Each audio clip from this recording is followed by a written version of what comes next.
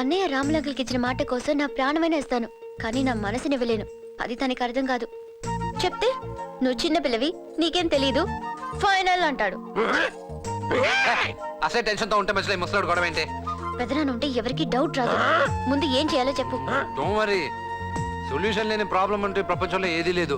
సొల్లు చెప్పొద్దు, ఏదైనా ఐడియా ఉంటే చెప్పు. జనరల్ గా ఐడియా లేనప్పుడు ఇలాంటి సొల్లు చెప్తుంటాం. దీనికి సొల్యూషన్ ఉంది. ఏంటది? చెప్తాను, కానీ పానిక్ అవ్వకూడదు. ఐ మీన్ కంగారు పడకూడదు. చెప్పకముందే కంగారు పెడుతున్నావు, త్వరగా చెప్పు. లేచిపోదాం.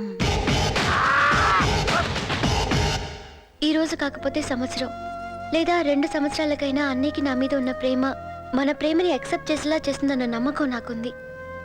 తన గురించి నాకు బాగా తెలుసు. ఏంటి ఇంకా ఆలోచిస్తున్నావు?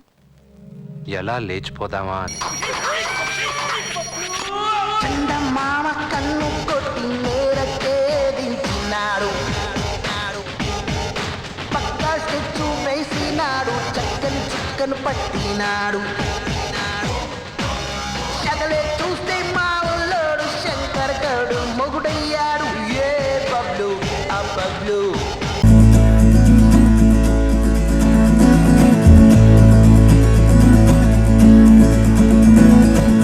నాలోని పొంగెను నర్మదా, నీళ్ళల్లో మురిసిన తామరా, అంతట్లో మారెను ఋతువులా పిల్లాని వల్ల. నీతో పొంగే వెల్లువా నీళ్ళల్లో